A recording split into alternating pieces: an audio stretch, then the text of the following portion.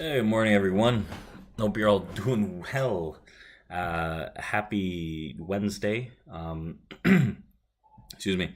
It's, what is it? It's November 22nd, and this is the day before Thanksgiving, right? The markets are going to be closed on Thursday, and the futures markets are going to reopen Thursday evening into Friday morning session where they close half day. So pretty much 2 days of market closure to end the week realistically. So this week has been choppier, lower volume, and just trade the big levels. So that's what we're looking at, and I'll break down the S&P 500 levels and what we got cooking for today. The plan, as we did yesterday, right, we had a pretty solid trade actually from the long side as we held the distribution. And before we do that, let's break down some of the news. There's a lot of news around AI, right? Sam Altman, we have Nvda earnings, we have Turkey Day, Thanksgiving, we have this market rally, we have CZ from Binance, right? What's going on? So again, happy Thanksgiving to everyone that celebrates it in the U.S. I'm in Europe, so not for me, but whatever. Traders generally are looking forward to a little break, I would say, right? There's one more session ahead of the Thanksgiving pretty much market closure on Black Friday.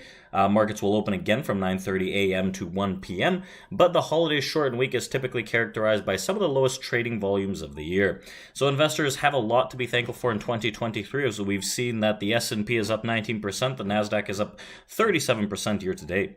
And generally, average turkey prices cost 5.6% less than they did last year, according to the Farm Bureau, coming in at $27.35 for a 16-pound turkey. And that's not all. Cranberries are down 18%. Stuffing mix costs 2.8% less. Pie crusts are down 4.9% lower, while prices on whipped cream have slumped 22%. So other items have also increased marginally, like dinner rolls, potatoes, and pumpkin pie mix. Overall, the average traditional Thanksgiving feast for 10 people in 2023 runs $61.17, or less than $6.20 per person, down 4.5% from a year ago. I'm not going to be doing any of this Thanksgiving stuff. I'm actually going to Spain. I'm going to Malaga, where I will be eating maybe paella or something for my Thanksgiving dinner. But as we talk about this Black Friday, right, remember, today we're actually going live to break down the DOM as we did yesterday. Go check out that footprint video. We did a Q&A. We're going to be doing the same for order flow today at 12:30 p.m. Eastern Time, a live on YouTube Q&A, DOM stuff, see if we can find some trades as well. I'll break down the DOM, what had happened over the session, and what we could see with the depth of market. Now, we also have that Black Friday deal coming out. We're going to keep it running until the beginning of December, right? 78% off the first month at TRADEPRO Academy, so make sure you go and check that out. So let's go dive back into this news after that little spiel. Now, the first Thanksgiving between the little background here, right, between the Mayflower Pilgrims who founded the Plymouth colony in Massachusetts and the, I'm going to butcher this, which is bad, Wampanoag tribe, is said to have taken place in 1621, right? Thanksgiving proclamations were made in subsequent years, and in 1789, George Washington declared that the 26th of November as a day of public thanksgiving and prayer to be observed by acknowledging with grateful hearts and that many signal favors of Almighty God, right? XYZ. That's a little background.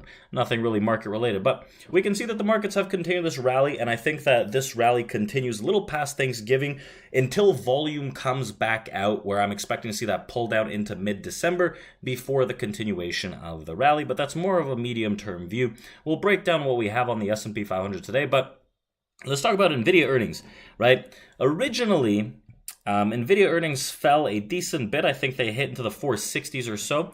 If I'm not mistaken, Nvidia is up slightly here pre-market. Let me just check after that earnings. Yesterday, Nvidia closed out at 499. Let's see in the pre-market session here. I know a lot of people were kind of YOLOing shorts into the earnings and celebrating on Twitter, but realistically, if you play this on options, you are pretty screwed unless you were selling volatility, right? Big volatility crush after these earnings, and this trading view is just absolutely collapsed here. All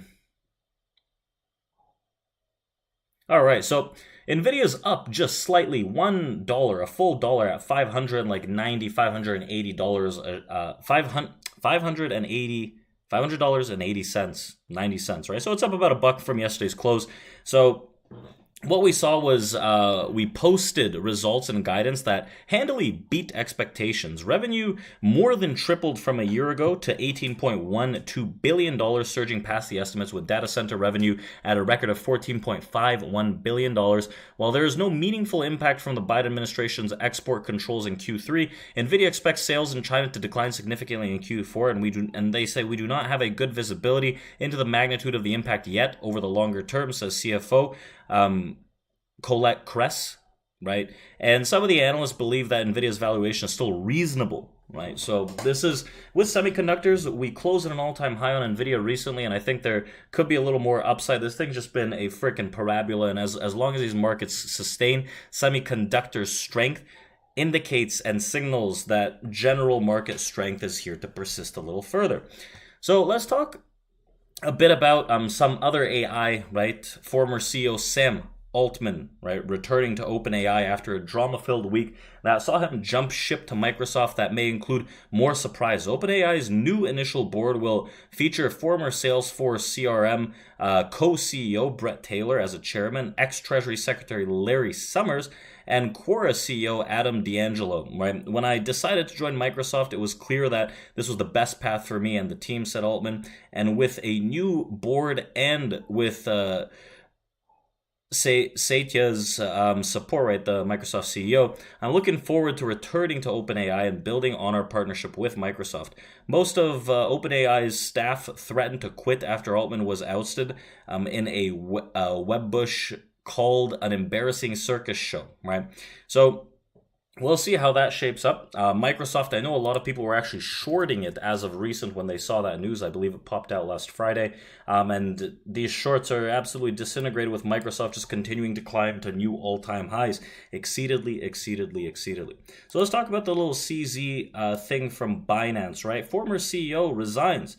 Now, I'm not that versed, right? I'm not a big crypto guy. I'm not that versed in Binance, but we saw that the founder and former CEO, CZ, from Binance has been released from custody on a $175 million personal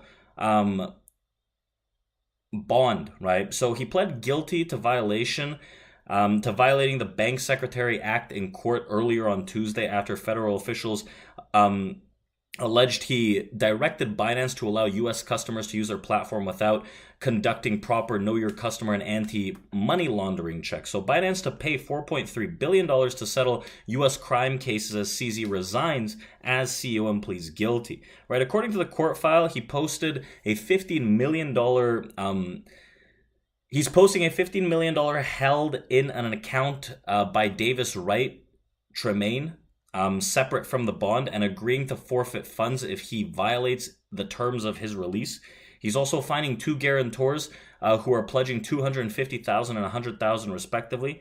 A sentencing hearing, which will be scheduled for November 23rd, 2024, 9 a.m. Pacific time, apparently. So the terms of CZ's release bar him from breaking the law, tampering with witnesses or victims, or taking any non-prescribed controlled substances, normal provisions in a bond release, right? So, let's see. He pled guilty pursuant to an agreement. He waived his right to appeal any sentences over 18 months, right? This is, again, in the news. I'm just reading some of these things. And he resigned from Binance, the exchange that he founded in 2017 as a part of the company's settlement with the U.S. Department of Justice on Tuesday. And Binance, like I said, will pay $4.3 billion in penalties to various federal agencies and allow multiple monitors to oversee its operations over the next 5 years. So a lot of people took to Twitter calling this, right, him sacrificing himself for the greater good of the overall exchange and the potential crypto bull market. So take it as you will. I'm not that versed in it, just reporting some of the news that I saw, but it is a huge thing. Now, this is the final piece of information that I wanted to take a look at today as we run into the weekend and the holiday season. And what we're going to look at is the U.S. equity market first, right? The S&P 500. We're coming back into a massive resistance at 45.67 to 71 on the S&P 500 futures. This is the first area where faders are going to try to short sell this, right? They're going to try to open shorts in this area, probably stops into new highs, trying to target areas lower, right? I think that we're still outside of a prior massive balance, which suggests that we should see a little more upside momentum in prices. And as long as the 45.53 to 55 area holds, I think that those buyers can step into this market to see if we can get some kind of recognition to the upside for this continued bull. My upside target, if this bull can hold, is going to be 45.93 to 95 today, as long as we can break that 70. And I'm leaning a little more bullish as long as we can hold 45.53 to 54 in the S&P equity market. So with that being said, I want to wish everyone a good long weekend, extra long weekend. Take some time away from the charts, right? Unwind, maybe do some review, and we'll be back at it on Monday. Hope to see you guys there, but join me today for our live on YouTube at 12:30 p.m. Eastern, where we break down the depth of market and look at some opportunities in the depth of market. So I'll see you guys then. We'll chat soon. Let's open up our live trading room. Don't forget